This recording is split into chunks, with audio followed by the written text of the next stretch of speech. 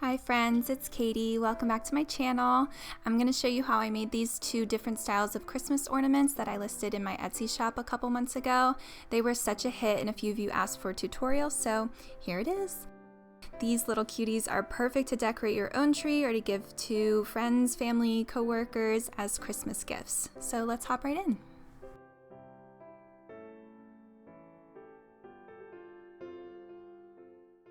So first you're going to start off with the things listed on the screen, and just a disclaimer guys, please bear with me. I filmed this back in September and I totally misplaced all of my measurements for things, so I'm just going with it. I'm trying to remember them as best as I can, but you can totally do this whole process and just use your own measurements anyway. Start by gathering all of your front cover pieces and pick what die cut you're going to be using for the frame. I chose a little circle that I think is about an inch, inch and a half or so, and then you can go ahead and die cut your frame and just set those pieces aside. Now go ahead and grab your smaller pieces, which will be used to make the spine. You're going to score about a 1/2 inch spine, making sure that there's at least about a 1/4 inch to a 1/2 inch on either side of the spine. That way you can attach the spine piece to the cover pieces. And as you'll see here, I decided after the fact to make an extra score line about 1/8 inch on either side of the original score lines. This will help create a more pronounced spine and just give a little nook for the cover pieces to sit on top of. Now I'm taking all of my front cover pieces and I'm just deciding which fabrics I want to use. These are some really cute vintage fabric swatches that I just got on eBay. I decided to use one style of fabric for each journal, but you could totally use multiple fabrics for a more eclectic look. Then to attach the fabric to the cover, I'm using Mod Podge. I then will cover all of the back cover pieces with fabric in the same way. Now cut off the excess fabric, leaving about 1/2 inch, give or take, of fabric around the edges, and then cut little squares off of all 4 corners. That way we can fold over and Mod Podge the fabric to the back side of the cover piece.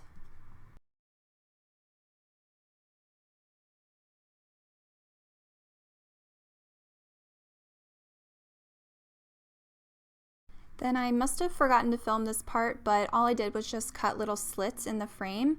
That way I can fold back those pieces and Mod Podge them.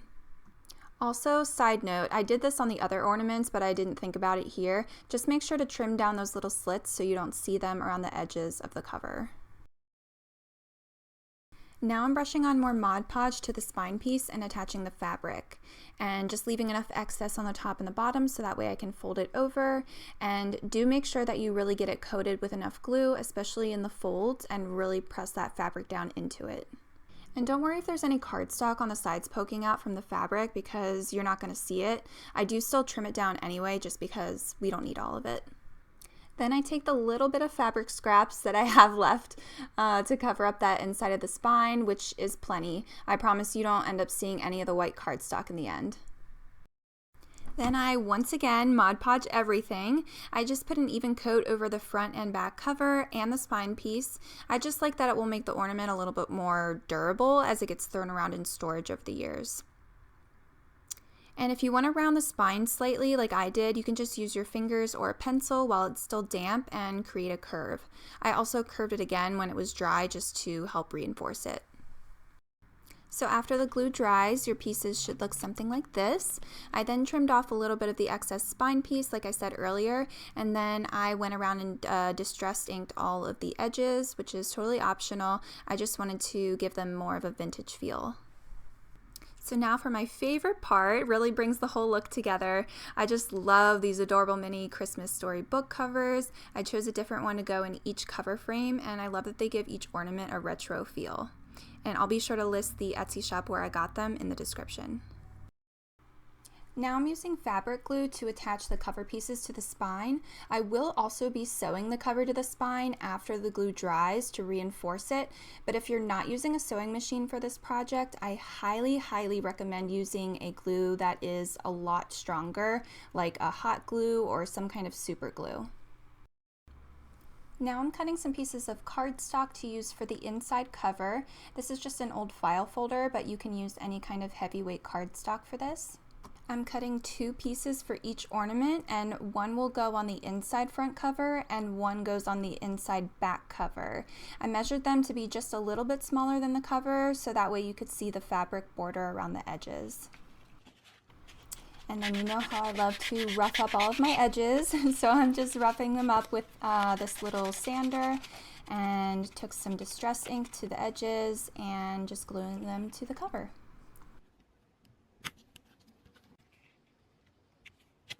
I went ahead and sewed all around the edges off camera, especially along that spine piece where we glued. And then all you'll want to do from here is just punch a hole at the top of the spine for your hanging cord or ribbon.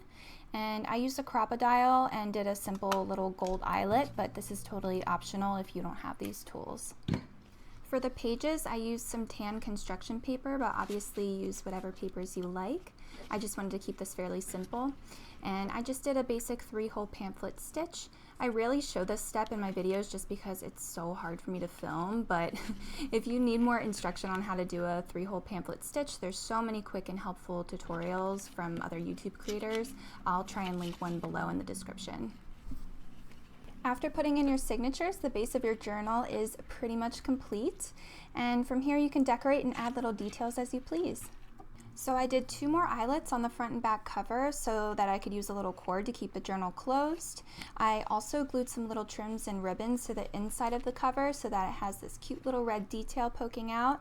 And then I also wanted this ornament to, of course, have some other eye-catching elements like little tiny balls and charms that all I did was just threaded them onto some paper clips, and that way I could have them dangling from the edges. So at this point the ornament is done and you can totally call it a day here, but I still thought the ornament was missing just a little bit something, so I decided to add some gilded edges, which I thought really brought the whole look together. I just used metallic gold acrylic paint for this, and you can use a paintbrush, but I found that it was easier and just gave a prettier effect with using my finger. And that is it for this ornament. They turned out so adorable, I think, and I really think they would make a fun gift idea for anyone. It doesn't even have to be used as a journal, but you could totally write some cute little sentiments in it every year, or add mini photos if you like also. There's endless possibilities. Now if you're like, well, that's all good and great, but I don't have a sewing machine and I just want to make something that's a lot simpler and takes a little less brain power. Well, the next journal is a really great option for that, so let's get into it. So all of the supplies you'll need are listed on the screen. I used the same printable Christmas book covers for these ornaments as the previous ones because they're just so darn cute. And again, I have the link for them in the description. Here I'm creating score lines for a very thin spine, which probably measured to be about 1/8 of an inch or so, which is about the same thickness as the foam piece that we'll be gluing in later.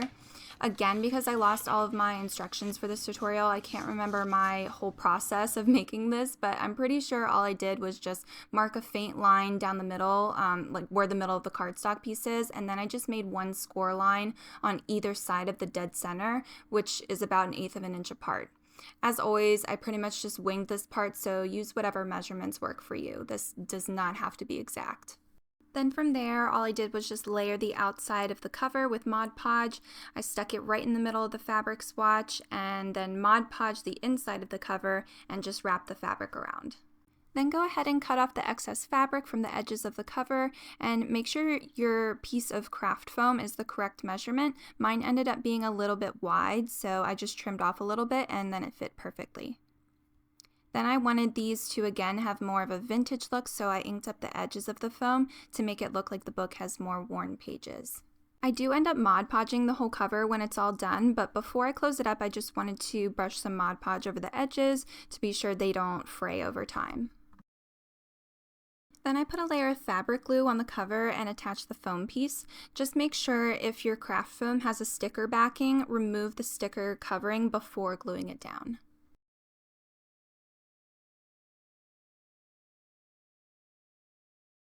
Now I'm taking my cover printables and filing down the edges a little bit just with this little nail file. This will help give them a smoother edge so it looks a little bit more seamless when you glue it to the cover. I then glued it down with Mod Podge and put another layer of Mod Podge on top of the entire cover just to finish it all off. Again, this will just make the ornament a little bit more durable for years to come.